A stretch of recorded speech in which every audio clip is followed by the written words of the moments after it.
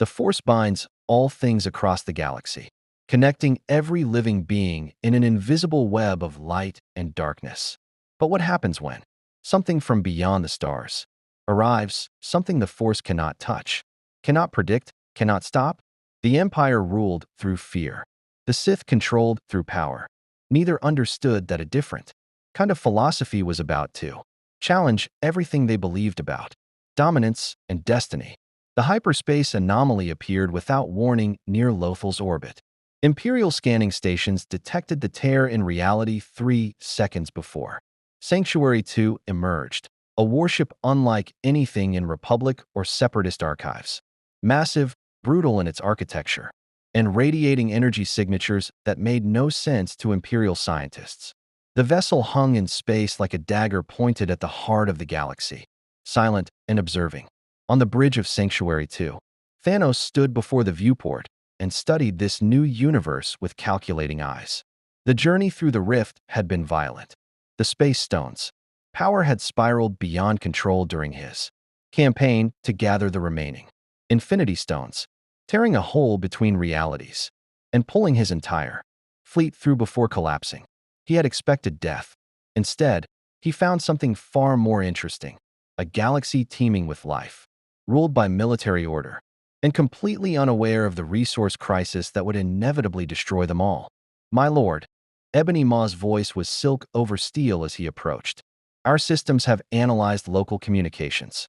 This galaxy operates under a centralized government called the Galactic Empire. Trillions of beings across thousands of systems, all serving a single emperor. Thanos' mouth curved into something that wasn't quite a smile. Impressive and wasteful. What else? They possess faster-than-light travel through something called hyperspace. Energy weapons. Planetary-scale destructive capability. Maws. Fingers traced holographic data streams. And something our sensors cannot fully classify. The inhabitants refer to it as the Force. Some kind of energy field that certain individuals can manipulate. That caught Thanos' attention. He had faced gods, cosmic entities, and reality-warping powers across his universe. This Force deserved investigation. Show me their military strength. The hologram shifted to display star systems marked with Imperial installations. Fleets of triangular warships. Legions of armored soldiers. And everywhere, the symbol of the Empire, a stark reminder that this galaxy already understood centralized control. But did they understand balance? Corvus Glaive stepped forward, his weapon humming with lethal energy. Lord Thanos, should we announce our presence? Establish dominance. No. Thanos' voice carried the weight of absolute certainty. We observe, we learn, and then we teach this galaxy what true balance means. He turned from the viewport, his armor catching the light of Lothal's sun. Ebony Maw, infiltrate their communications networks. I want to know everything about this empire and the emperor who commands it. Proxima, take a stealth team to the surface. Acquire specimens for study. Cull Obsidian, prepare our forces but keep them aboard. We do not strike until I understand what we face. The Black Order departed to execute his commands with the efficiency that had conquered 1,000 worlds. Thanos returned his gaze to the galaxy sprawling before him. The Infinity Stones were useless here. He had tested each one and felt only cold metal in response. No cosmic power flowed through them in this reality. He was stripped of the tools he had spent decades acquiring. Good. Power granted by stones could be lost. Power earned through strategy, through fear, through the understanding that mercy sometimes required sacrifice. That was eternal. This galaxy would learn. They would resist. They would fight. And ultimately, they would understand that Thanos had arrived not as a destroyer, but as salvation itself. Below, on Lothal's surface, Imperial Governor Arinda Price received reports of the unknown vessel with growing alarm. She immediately transmitted a priority message to Coruscant, flagging it for the Imperial Security Bureau and the Emperor's personal attention. The message included scanning data, visual confirmation, and a single assessment that would change the course of galactic history. Threat level, unknown. Recommend immediate investigation by specialized assets. On Coruscant, deep within the Imperial Palace, Emperor Palpatine sat in meditation when the disturbance rippled through the Force. Not a presence, the absence of one. A void where something massive existed but remained invisible to his supernatural sight. His eyes opened, yellow and burning with curiosity and ancient malice. Interesting, he whispered to the empty throne room. Something has entered my galaxy. Something the Force does not recognize. He reached out with his consciousness, searching, probing, and finding only a blank space in the cosmic tapestry, like staring at a black hole that consumed even the light of the Force itself. Palpatine smiled. Threats were opportunities. Mysteries were challenges to be solved and then crushed. He activated his communications array with a gesture. Lord Vader, come to me immediately. I have a task worthy of your talents. Across the galaxy, on the Superstar Destroyer Executor, Darth Vader received his master's summons. He could feel the disturbance too, a wrongness in the Force, like a wound in reality. As he prepared to depart for Coruscant, he couldn't shake the sensation that something had fundamentally changed. The Force had shown him many futures, many possibilities. But this was blank, unknowable, and that made it dangerous. Back on Sanctuary 2, Thanos reviewed the first intelligence reports from Ebony Maw's infiltration. This empire was built on fear, on overwhelming military might, on the complete subjugation of dissent. Efficient, but ultimately unsustainable. They hoarded resources, expanded endlessly, and never considered the mathematical certainty that exponential growth would lead to collapse. They needed guidance. They needed balance. They needed Thanos. My lord, Proxima Midnight's voice crackled through communications from the surface. We've acquired several specimens.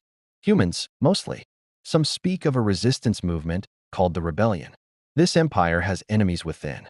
Of course it does, Thanos replied. All tyrannies built on fear alone eventually crumble.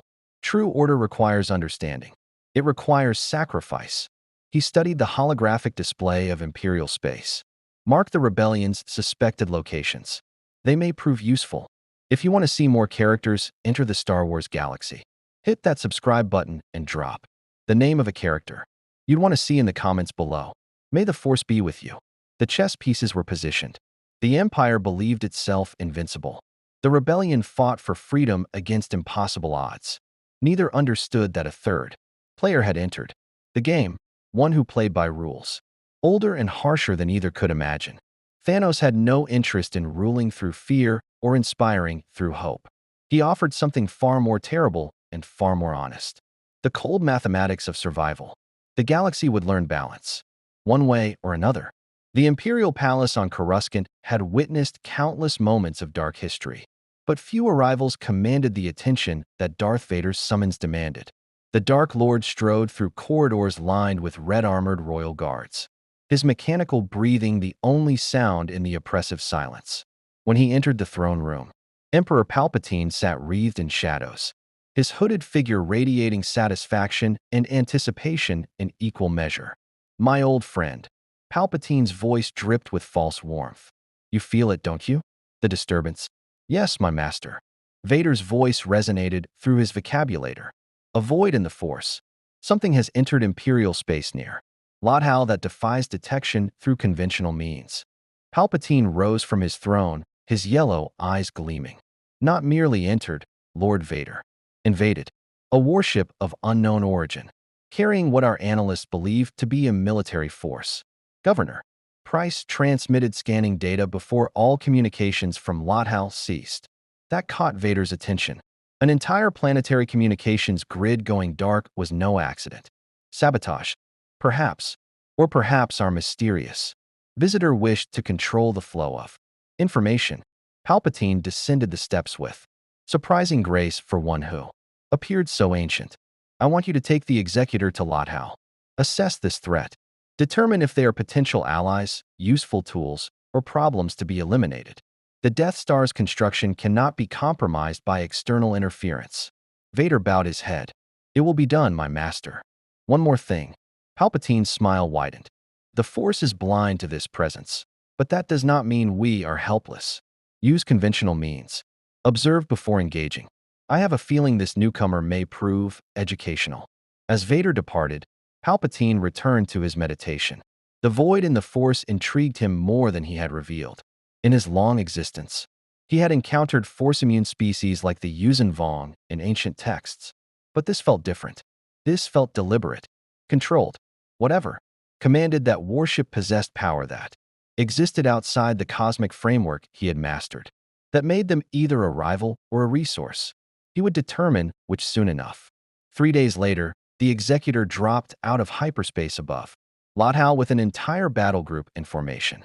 Star Destroyers arranged themselves in a blockade pattern while TIE fighters launched in coordinated swarms. Vader stood on the bridge, observing Sanctuary 2 through the viewport. The alien warship had positioned itself in high orbit, making no aggressive moves but radiating menace through sheer presence alone. Lord Vader, Admiral Carlos approached cautiously. The vessel is hailing us. Audio only. They're using our own Imperial frequencies. Impressive. They had learned to communicate in days. Put them through. The voice that emerged from the communications array was deep, measured, and utterly confident. I am Thanos of Titan. You command this fleet. I am Darth Vader, Dark Lord of the Sith and Commander of the Imperial Navy. You have entered Imperial space without authorization. Explain your presence. A pause. Then, I entered a galaxy that exists beyond my own reality. I seek understanding of this empire you serve, and I seek an audience with your emperor. Vader's hands tightened on the railing. The force swirled with uncertainty. This being remained invisible to his supernatural senses. Yet something about the name Thanos carried weight, authority, command. This was no mere warlord. You request an audience by blockading an imperial world and disrupting its communications? I requested nothing. I observed. Thanos's tone never wavered. Your empire operates through centralized control and overwhelming military force. Efficient, but limited. I wish to see how you would respond to an unknown threat. You responded with precisely the tactics I anticipated: immediate display of strength, demand for submission, and a clear power hierarchy. Your emperor trained you well, Lord Vader. The statement hung in the air like a blade. Thanos had been testing them, studying Imperial protocol and tactics not through intelligence gathering, but through provocation. Vader recognized the strategy immediately because he had employed it countless times. Himself. You play dangerous games, Vader said quietly. I play the only game that matters, survival. For the first time, emotion entered Thanos' voice. Conviction. I have spent my existence pursuing balance. Resources are finite. Population grows exponentially. Every civilization faces the same mathematical certainty: collapse through scarcity or salvation through sacrifice. I came seeking to understand if this galaxy has learned this truth. Vader processed the implications. This was no random invader. This was an ideologue, someone driven by belief as absolute, as the Sith philosophy itself. Dangerous. And what have you concluded? That your empire hoards resources and expands without consideration for sustainability. That you rule through fear rather than logic. That your emperor, powerful as he may be, has built a structure destined to crumble under its own weight. A pause. But I also see potential. Centralized control can enforce difficult decisions. If guided by the right philosophy, your empire could bring true balance to this galaxy. Admiral Carlos leaned close to Vader. My lord, should we open fire? His arrogance. Vader raised a hand for silence. Thanos had revealed his ideology, his assessment, and his objective. He genuinely believed he could teach the empire, reform it, or supplant it. The emperor needed to hear this directly. You will have your audience, Vader said. But you will come alone. No ship, no guards. You will be transported to Coruscant aboard the Executor, where you will be monitored constantly. Deviation from protocol will result in immediate termination. Acceptable. No hesitation. I will board within the hour. The communication ended. Carlos looked incredulous. My lord, bringing this alien onto the Executor is exactly what the Emperor commanded, Vader interrupted. He wishes to assess this threat personally, and I wish to observe what manner of being speaks of balance and sacrifice with such conviction. He turned from the viewport, prepare a detention cell, full containment protocols, and inform the stormtrooper garrison that our guest is to be treated as a dignitary until proven otherwise. When Thanos materialized in the Executor's hangar bay via transport beam technology that Imperial scientists immediately began analyzing. Vader was waiting. The Mad Titan stepped onto Imperial deck, plating with the bearing of someone who had conquered worlds. He stood nearly as tall as Vader in full armor, his purple skin marked with ritual scars, his golden armor practical rather than ornate, and his eyes held the absolute certainty of someone who had gazed into the abyss and found purpose. Behind him, visible briefly before the transport beam faded, four figures stood on Sanctuary 2's bridge. The Black Order. Watching. Waiting. Thanos surveyed the hangar bay, the assembled stormtroopers, the Imperial officers, the TIE fighters locked in their racks. His expression remained neutral. Impressive infrastructure. Your manufacturing capabilities must be considerable. They are sufficient, Vader replied. This way, as they walked through the Executor's corridors toward the detention level, Thanos studied everything, not with the frantic energy of a prisoner assessing escape routes, but with the focused attention of a general noting tactical details. Crew discipline, security protocols, weapon placements. You are not force-sensitive, Vader observed. It wasn't a question. I am unfamiliar with this force you mention, but I sense you attempting to probe my thoughts. Interesting. Thanos glanced at Vader. In my reality, I have faced telepaths, reality warpers, and cosmic entities. I learned to shield my mind long ago. Does your Emperor possess similar abilities? The Emperor's power exceeds your comprehension. Does it? Thanos' tone carried amusement rather than challenge. I have knelt before no one, Lord Vader. I have seen civilizations rise and fall. I have made choices that destroyed half of entire worlds to save the other half from slow death. Your Emperor rules through fear. I offer something more honest, the acceptance that survival requires sacrifice. The question is whether he is wise enough to understand this truth. They arrived at the detention cell. Thanos entered without protest, and energy barriers hummed to life. He settled onto the bench and regarded Vader with patient interest. The Emperor will see you when we reach Coruscant, Vader said.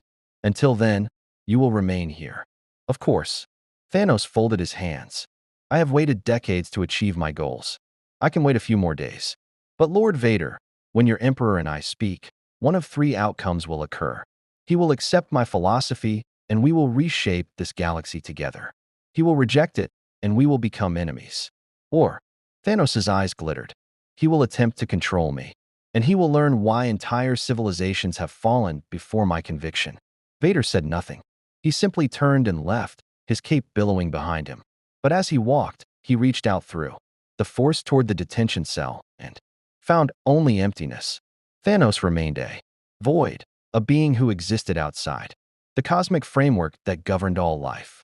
The Emperor wanted to assess this threat. Vader suspected they had invited something far more dangerous than a simple invader onto their flagship. They had invited a philosophy that could challenge the very foundation of Sith rule. And philosophies, unlike armies, could not be destroyed with lightsabers and force lightning. Coruscant's cityscape stretched endlessly in every direction, a monument to civilization's triumph over nature and a testament to the Empire's absolute dominance. The Executor settled into high orbit while a Lambda-class shuttle carried Thanos, Vader, and a full complement of stormtroopers toward the Imperial Palace. Below, trillions of beings went about their lives unaware that a meeting was about to occur that would determine the fate of the galaxy itself. Thanos observed the Ecumenopolis through the shuttle's viewport with keen interest. Remarkable population density. How do you sustain the resource demands? The Empire controls thousands of systems, Vader replied. Tribute flows from every sector. Resources are allocated according to Imperial priorities, which means the core worlds prosper while outer rim territories are exploited. Thanos' tone remained neutral, analytical, unsustainable. You create resentment in those you deprive. Resentment breeds rebellion. Rebellion drains resources that could be better utilized. A circular problem that will eventually collapse your entire structure. The rebellion will be crushed, Vader said with absolute certainty. Perhaps. But what of the next rebellion? And the one after that? Thanos turned from the viewport. You treat symptoms rather than addressing the disease. Finite resources cannot support infinite growth. This galaxy has, what did your data indicate? Trillions of sentient beings? All consuming, all reproducing. all demanding more than the galaxy can provide. The mathematics are inevitable, Lord Vader. Collapse is not a possibility. It is a certainty. Before Vader could respond, the shuttle entered the palace's private hangar. The Dark Lord had spent 3 days listening to Thanos elaborate on his philosophy during the journey to Coruscant, resource scarcity, population mathematics, the necessity of what he called balance through random and dispassionate culling. It was madness dressed in logic, genocide framed as mercy, and yet Thanos spoke with the conviction of absolute faith. The Emperor would find this fascinating or infuriating, possibly both. They disembarked into a hangar lined with royal guards, their crimson armor and force pikes creating a corridor of silent menace. Thanos walked between them without concern, his attention focused entirely forward. He had been searched, scanned, and analyzed. Imperial scientists confirmed he possessed no weapons, no hidden technology, nothing that registered as dangerous. Yet something about his mere presence made experienced stormtroopers shift nervously. The throne room doors opened with a hydraulic hiss. Emperor Palpatine sat in shadow, exactly as he preferred, a silhouette wreathed in darkness, power radiating from his hunched form like heat from a dying star. Thanos entered and stopped at the prescribed distance. He did not kneel, did not bow, simply stood and regarded the most powerful being in the galaxy with the respect one might show an equal. Palpatine's eyes gleamed yellow in the darkness. So, you are the void in the Force, the being who disrupted my empire's operations and demanded an audience. His voice carried layers of malice and curiosity. Bold, foolish, or supremely confident? Which are you, Thanos of Titan? Confident, Emperor Palpatine. I have spent my existence studying civilizations in crisis.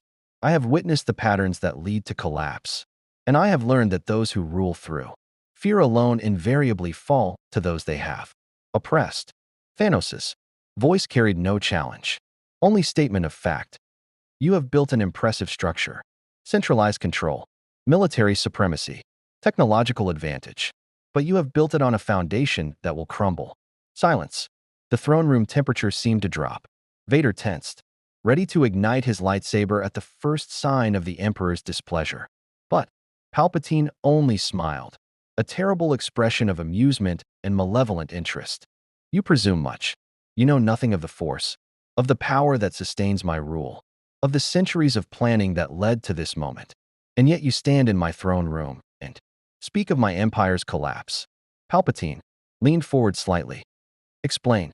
Justify your continued existence with something more substantial than philosophy. Gladly. Thanos clasped his hands behind his back, the posture of a lecturer rather than a supplicant. Your galaxy contains trillions of sentient beings spread across millions of systems. Each being consumes resources, food, water, energy, raw materials. Each being reproduces, creating more consumers. Population grows exponentially.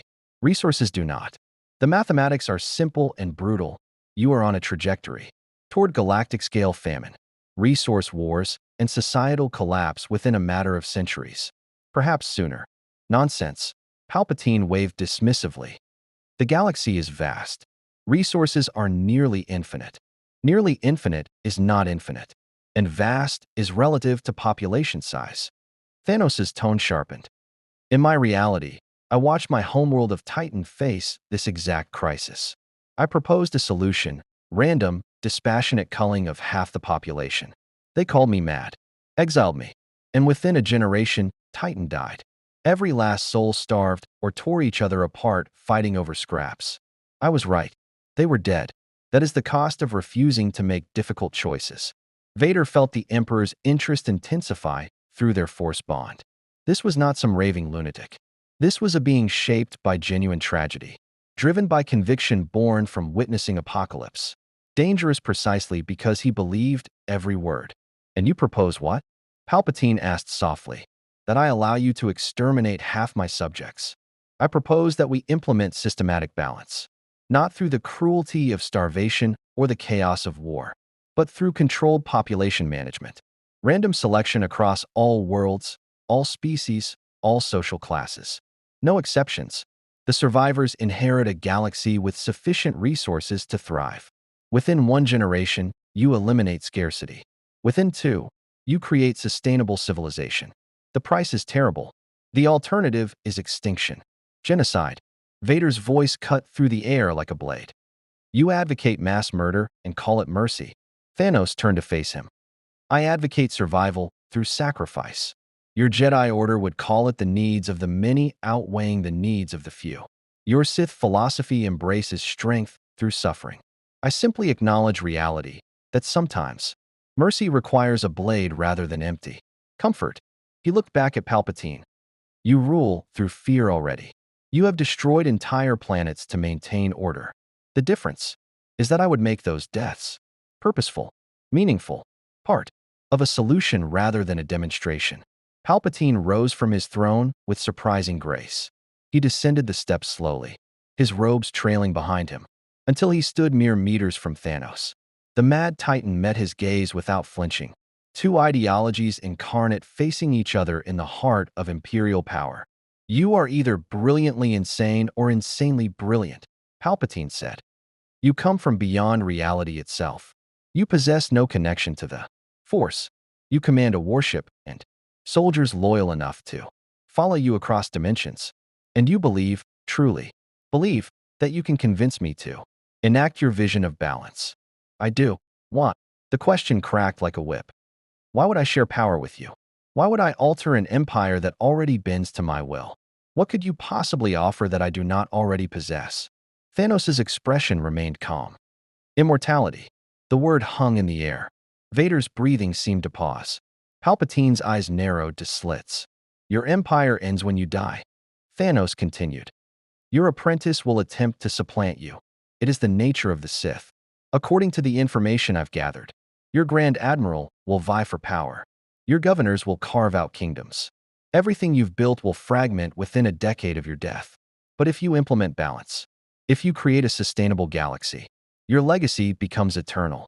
You become the emperor who saved civilization itself. Not through fear, through necessity. Palpatine studied Thanos for a long moment.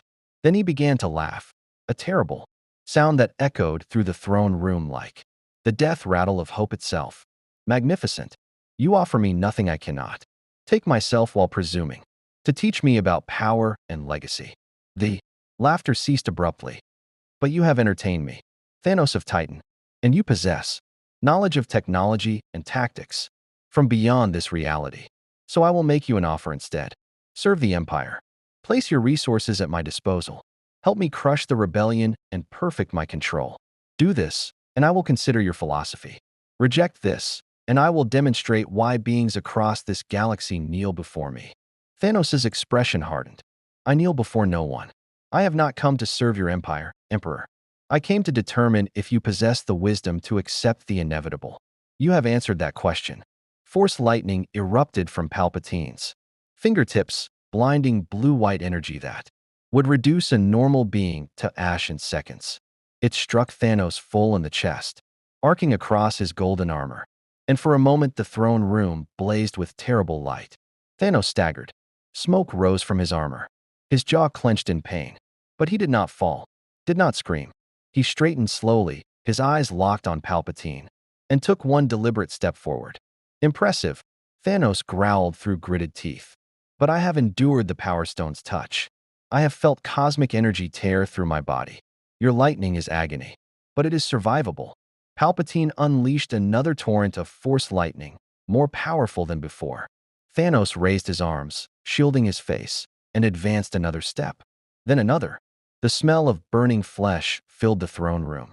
Royal guards moved to intervene, but Palpatine halted them with a gesture. Remarkable, the Emperor hissed, ceasing his attack. Your flesh should be slag. Yet you persist. Thanos lowered his arms, revealing burns across his chest and arms. His breathing was labored but controlled. I have endured worse in pursuit of my goals. I will endure worse still. Your power is considerable, Emperor.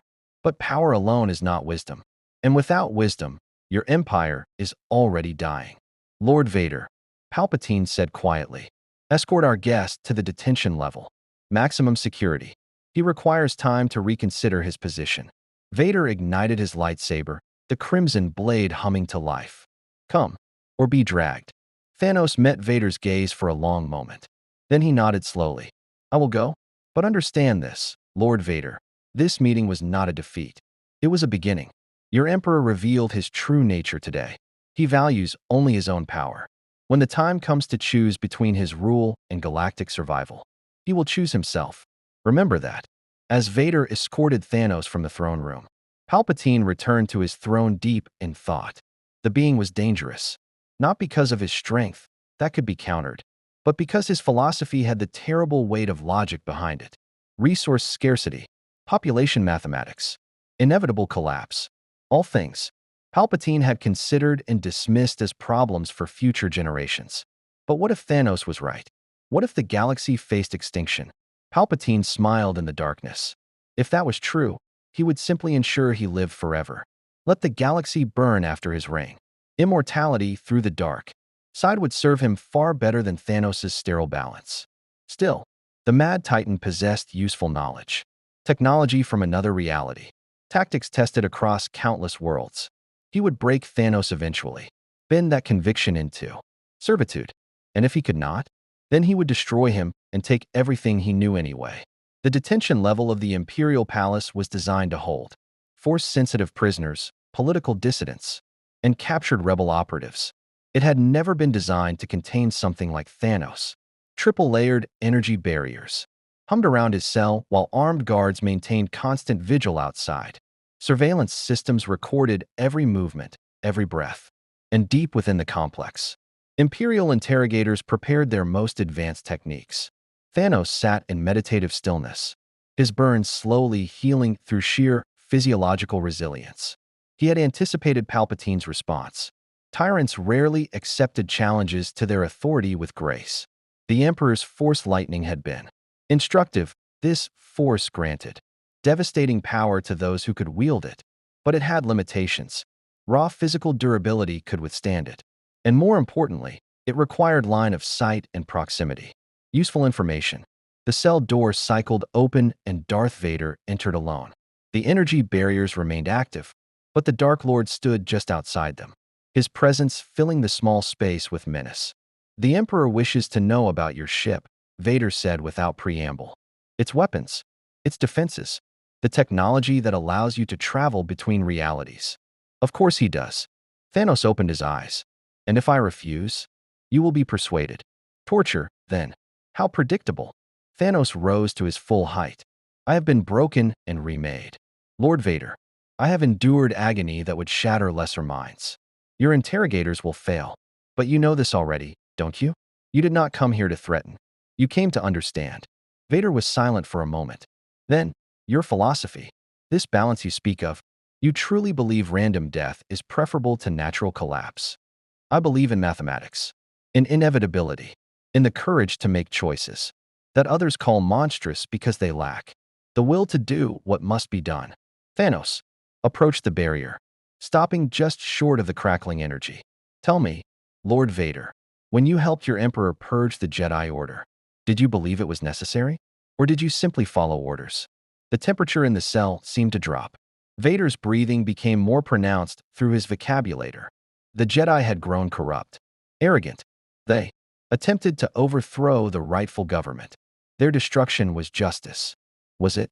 Or was it elimination of rivals to your master's power? Thanos studied Vader's masked face. I sense great pain in you. Loss. Rage that fuels your every action. You were not always this armored figure. Something terrible happened. Something that bound you to Palpatine's service. You know nothing of my past. I know the pattern.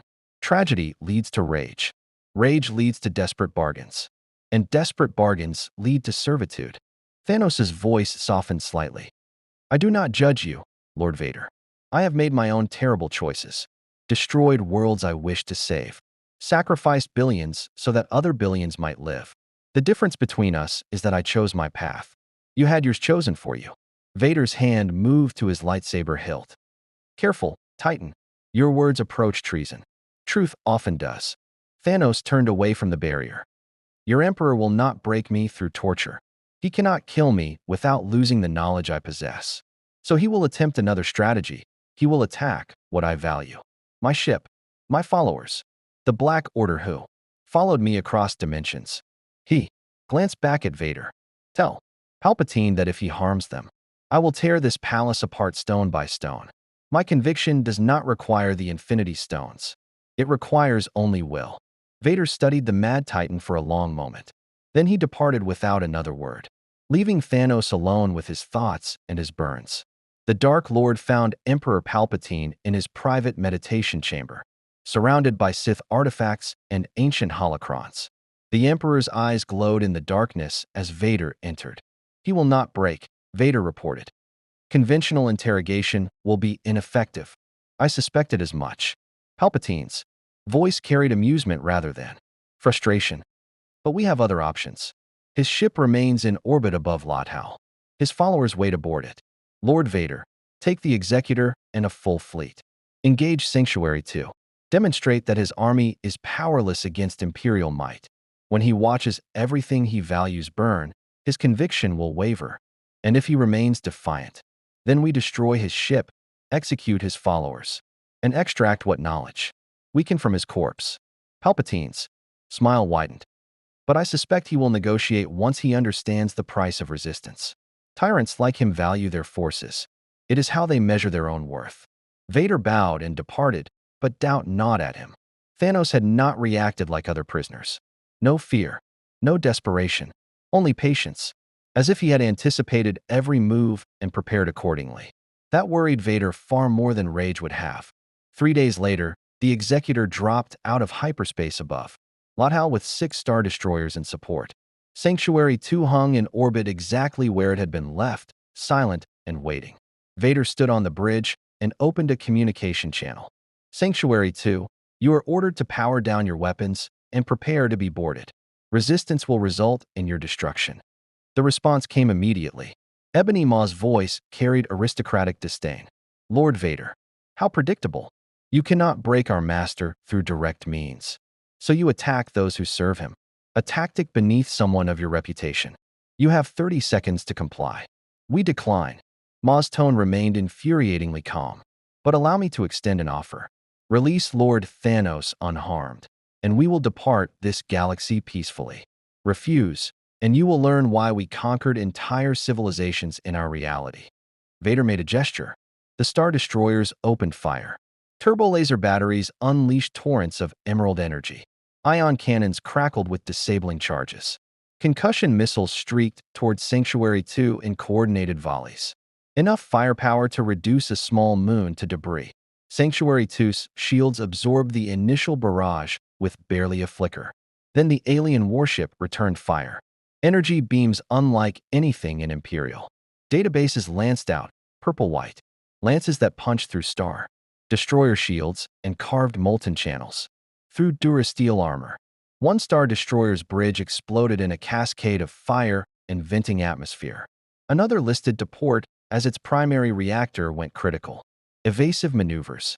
Admiral Carlos shouted. All ships, scatter formation. But Sanctuary 2 was not alone.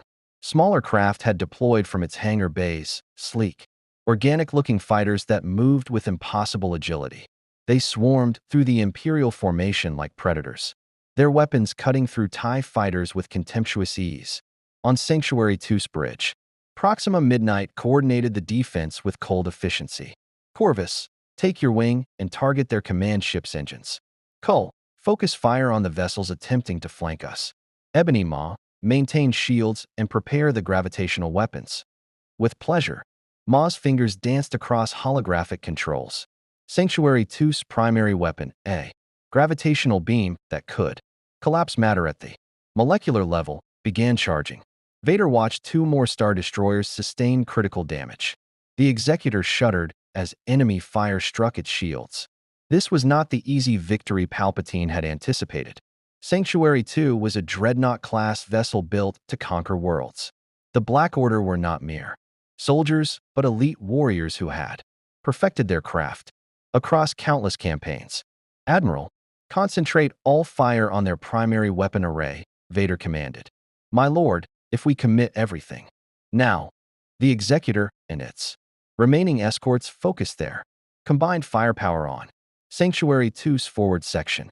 Turbo lasers, ion cannons, and missile salvos converged on a single point. For a moment, it seemed the alien shields would hold. Then they flickered, weakened. Corvus Glaive's voice crackled through the Black Order's communications. Shields at 60%. They found our frequency modulation. Adjust and compensate, Ma ordered. But his tone carried the first hint of concern. The Empire's resources were vast. They could lose ships and replace them. Sanctuary 2 was alone in this reality, with no reinforcements. No supply lines, no retreat. Thanos had known this, had anticipated it, and had sent them anyway. Back in his cell on Coruscant, Thanos sat in meditation and felt the vibrations through the force-resistant walls. Somewhere in the galaxy, his children were fighting. Dying, perhaps. All because Palpatine sought to demonstrate dominance. The Emperor had made a critical error. He had assumed Thanos valued his forces the same way other tyrants did, as tools, as extensions of ego, as measures of power. He did not understand that Thanos valued them as fellow believers, as family bound not by blood but by shared conviction. And Thanos protected his family with absolute ruthlessness. The energy barriers to his cell suddenly flickered, just for a fraction of a second. But it was enough. Thanos' eyes snapped open. He rose and approached the barrier, studying the control mechanism visible through the wall's transparent section. Someone had just transmitted an override code. Brief, subtle, designed to appear as a power fluctuation. Thanos smiled grimly. The Black Order had anticipated his capture. Ebony Maw, brilliant as always, had infiltrated Imperial systems. During their initial observation period and planted infiltration protocols. Not enough to free him remotely. Imperial security was too sophisticated for that, but enough to create an opportunity. He would need to be patient, wait for the right moment. And when it came, the Emperor would learn that caging Thanos was far different from containing him. Above Lothal, the battle raged. 3-star destroyers drifted as burning wrecks. The Executor's shields were at 40%. But Sanctuary 2's shields had collapsed entirely. Its hull breached in a dozen places. Fires visible through ruptured sections. Lord Vader. Proxima Midnight's voice came through on the emergency channel. We surrender. Ceasefire. Vader made a gesture, and the bombardment stopped. Power down your weapons. Prepare to be boarded. Understood. But know this, Lord Vader. You have won a battle, not the war. Lord Thanos has contingencies within contingencies, and he values loyalty above all else. You have earned his eternal enmity today. The communication ended. Vader stared at the crippled alien warship and felt no satisfaction. Only a growing certainty that they had just escalated a conflict that would consume far more than anyone anticipated. On Coruscant, Emperor Palpatine received Vader's report with cold satisfaction. The Black Order would be imprisoned. Sanctuary 2 would be studied.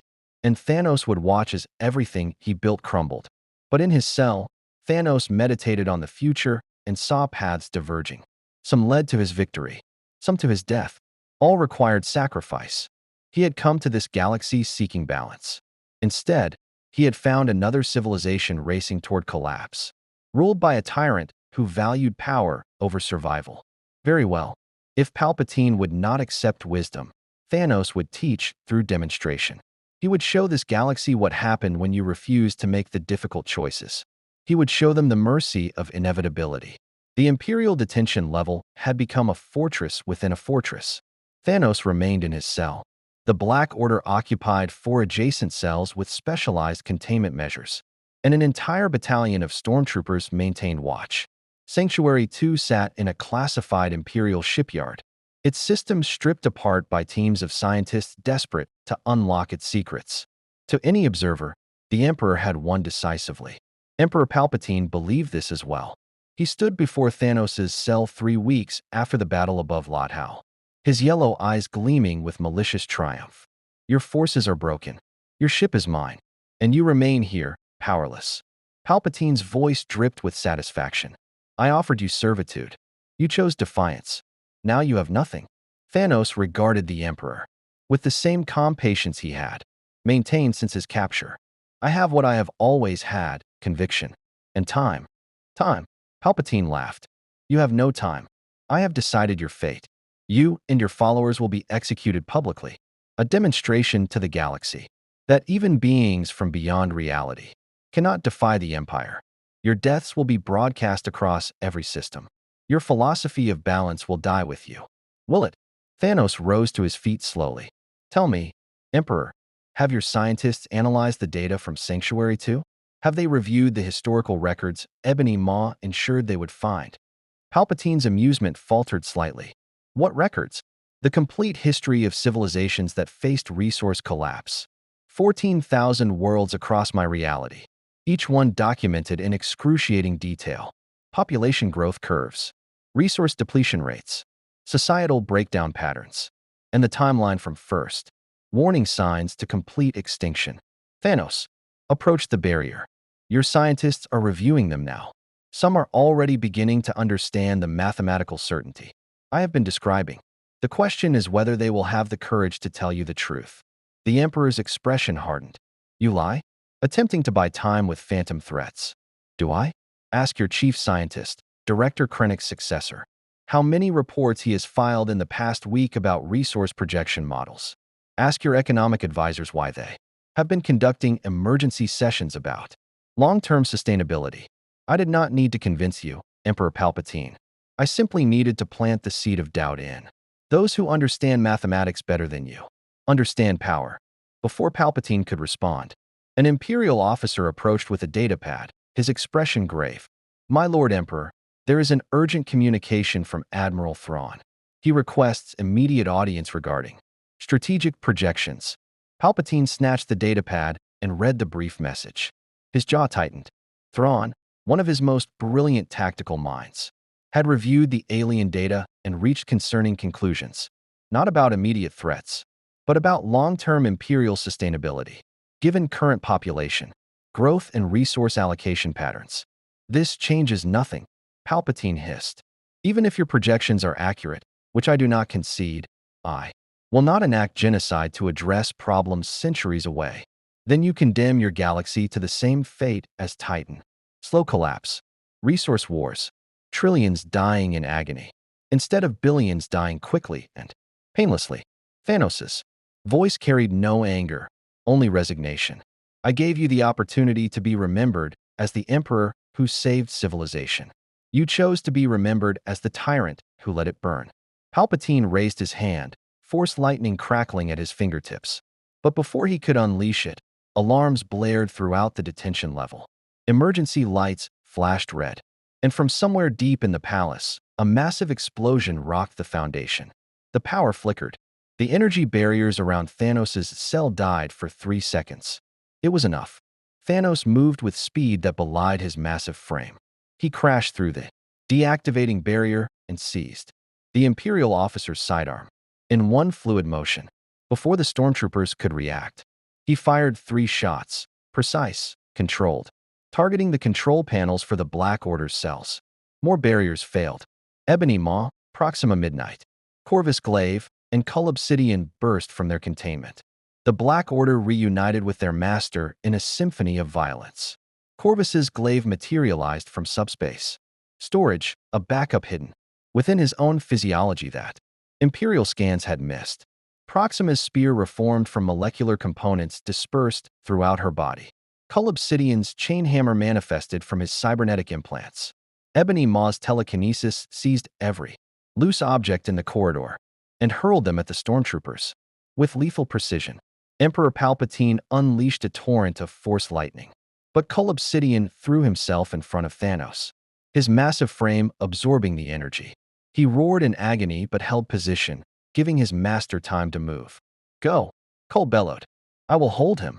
No, Thanos said quietly. We leave together or not at all. Ebony Maw gestured and a section of the corridor's wall exploded outward, revealing a maintenance shaft.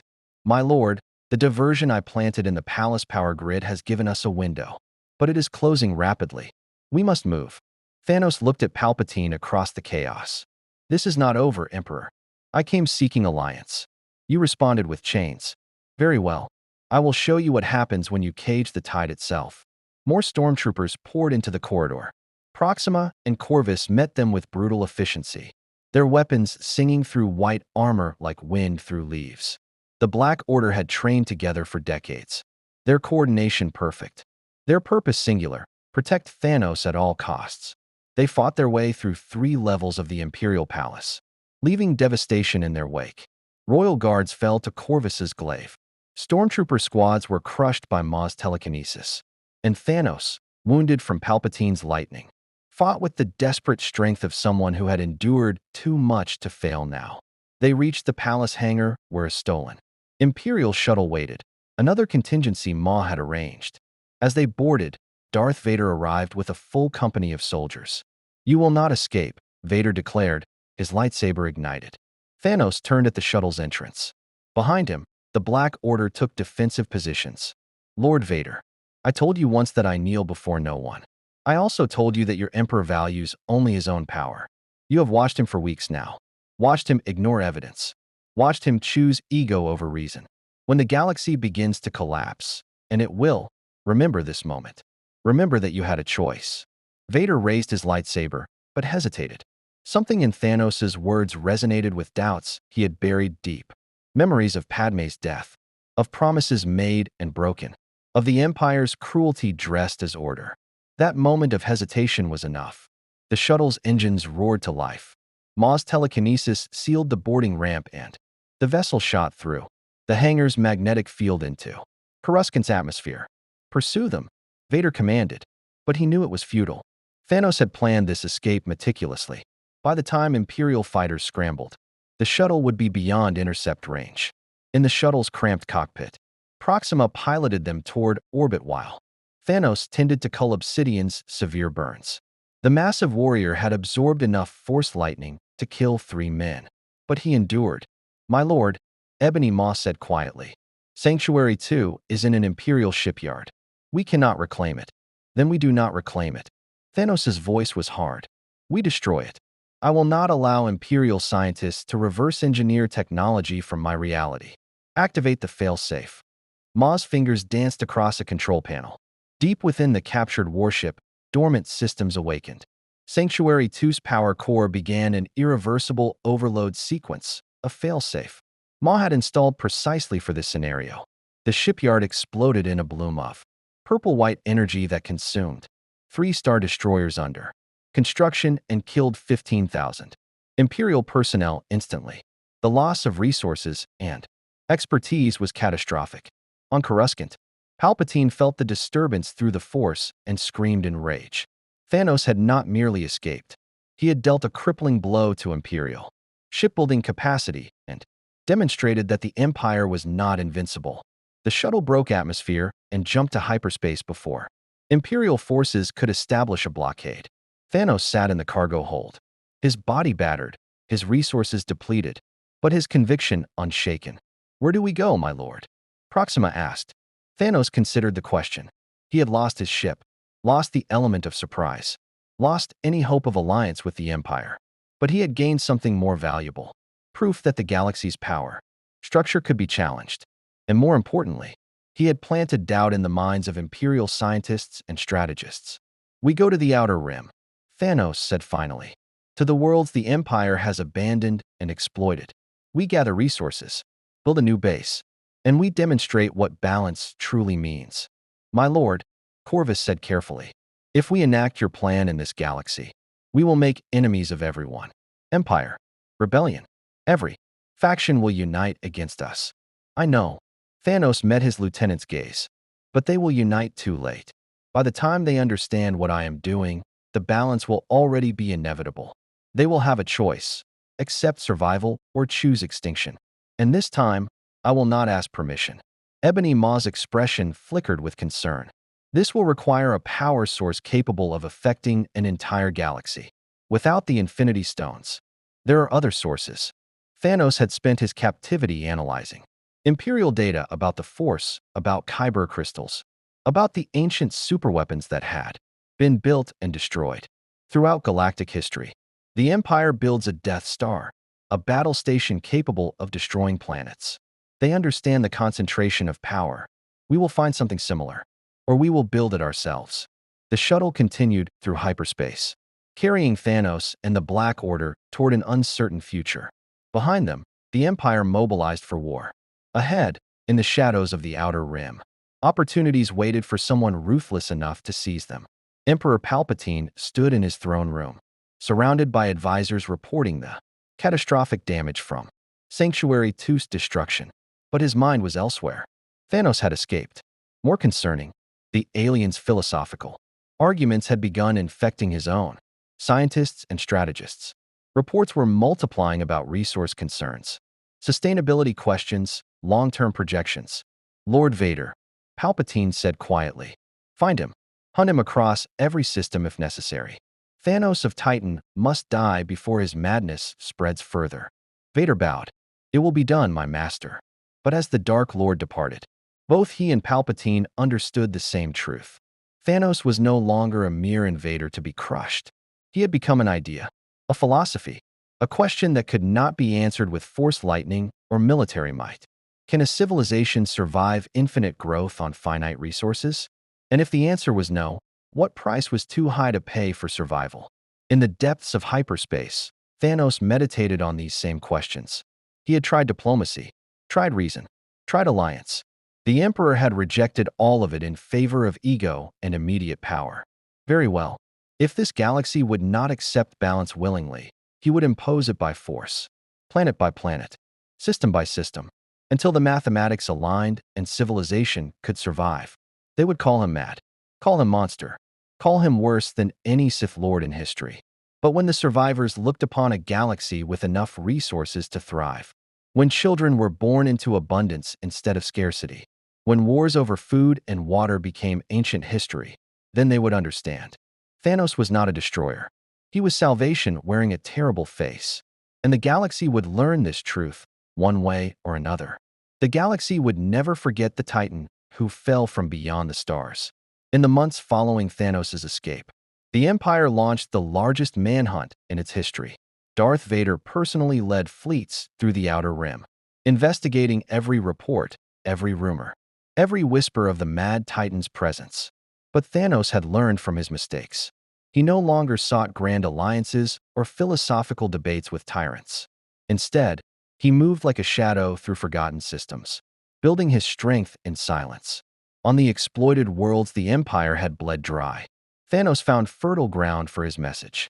Populations who had watched their resources stripped away, their people taxed into starvation, their futures sacrificed for Coruscant's glory, these beings understood scarcity in ways the Emperor never could. When Thanos spoke of balance, of difficult choices, of survival through sacrifice, some listened. Not many, but enough.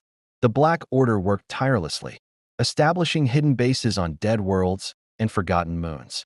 They raided Imperial supply convoys, not for conquest, but for resources, raw materials, technology, information about the Force and the ancient weapons buried. Throughout galactic history, Ebony Maw's brilliance proved invaluable, reverse engineering Imperial technology and adapting it to Thanos' purposes. They were building something, a weapon, a solution, a means to enact balance whether the galaxy accepted it or not. Emperor Palpatine, meanwhile, found himself facing an enemy he could not simply destroy. Thanos' data from Sanctuary 2 had spread through Imperial scientific circles like a virus. Projection models showed concerning trends. Population growth outpacing resource regeneration. Core worlds consuming at unsustainable rates. The mathematics were uncomfortable, undeniable, and increasingly difficult to suppress. Palpatine ordered the reports classified, the scientists silenced. The very discussion of resource scarcity declared treasonous. But ideas, once planted, could not be executed. Darth Vader pursued his quarry with relentless determination. Yet doubt gnawed at him during the long hyperspace journeys between systems. Thanos' final words haunted him. You had a choice. The Emperor had dismissed legitimate concerns about galactic sustainability, had responded to philosophy with chains and lightning, had valued his own ego over potentially critical information. These were not the actions of a wise ruler. These were the actions of a tyrant threatened by truth. The Rebel Alliance observed these developments with confusion and cautious interest. Intelligence reports about a purple-skinned alien who preached balance through culling sounded like Imperial propaganda at first. But as more information filtered through their networks, Imperial fleets mobilized, entire sectors locked down, the Emperor himself issuing unprecedented manhunt orders. They realized something unprecedented was occurring. Some rebel strategists quietly wondered if this Thanos might be leveraged as a distraction, or even an inadvertent ally against the Empire. They did not yet understand that Thanos would view them as complicit in the galaxy's coming collapse.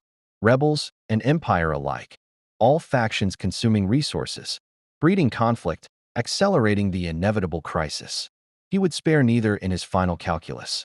6 months after his escape, Thanos stood on the bridge of a reconstructed warship, smaller than Sanctuary 2, cobbled together from stolen Imperial components and outer rim scrap, but functional. Around him, the Black Order coordinated operations across a dozen systems. And before him, holographic displays showed the culmination of Ebony Maw's research, the location of an ancient Sith superweapon, buried and forgotten on Malachar V, capable of channeling the dark side of the Force through Kyber crystal arrays to affect entire planetary populations. It was not the Infinity Gauntlet, but it would serve. My lord, Ebony Maw said quietly, if we activate this weapon, there is no return. Every faction will unite against us. We will become the galaxy's greatest enemy. Thanos placed a hand on his most loyal follower's shoulder. I know, but I have seen what happens when civilizations ignore mathematics in favor of comfort. I watched Titan die because no one had the courage to act. This galaxy will not suffer the same fate. Not while I draw breath. Proxima Midnight stepped forward. We stand with you, my lord. Until the end. Until balance is achieved, Corvus Glaive added. Cull Obsidian simply nodded, his burns from Palpatine's lightning still visible. A reminder of the price they had already paid. Thanos looked at his children, not by blood, but by choice, and felt something he rarely allowed himself to feel, gratitude. Then we begin. The Empire will learn. The Rebellion will learn. Every being in this galaxy will learn that survival requires sacrifice, and history will remember us not as monsters, but as the ones who had the courage to save civilization from itself. The warship's engines flared to life, carrying Thanos toward Malachar V and the terrible mathematics of salvation. In the Imperial Palace, Palpatine felt a disturbance in the Force, not Thanos himself, who remained invisible to supernatural senses, but the ripple of coming catastrophe. The Emperor smiled in the darkness. Let the Mad Titan come. Let him reveal himself. And when he did, the full might of the Empire would crush him into cosmic dust. Palpatine did not yet understand that some ideas were more dangerous than any army. That mathematics could not be defeated with Force lightning. That Thanos had already won the moment. Imperial scientists began questioning their empire's sustainability. The galaxy stood on the precipice of a conflict unlike any it had faced before. Not a war for territory or ideology, but a war over the fundamental question of survival itself. And at its center stood a being from beyond reality, driven by conviction born from watching his world die, willing to become the monster necessary to prevent galactic extinction. Thanos had come seeking wisdom and partnership. He had found only ego and chains. Now he would impose balance by force, and the galaxy would learn the terrible truth he had discovered on Titan's dying surface. Sometimes mercy wears the face of annihilation. Sometimes salvation requires a blade. And sometimes the only way to save a civilization is to have it. The Force itself trembled at what was coming. Not because Thanos wielded the Force. He remained forever outside its reach. But because the collision between his absolute conviction and the galaxy's absolute resistance would reshape reality itself. Empires would fall. Heroes would rise. And in the end, the survivors would ask themselves a question with no comfortable answer. Was the Mad Titan right? History would judge. But for now, Thanos prepared for the final phase of his mission. He had tried negotiation. He had endured imprisonment. He had lost everything except his purpose. Now he would show the galaxy what happened when you force salvation to become conquest. The Emperor wanted a war. Thanos would give him mathematics instead. And mathematics always won.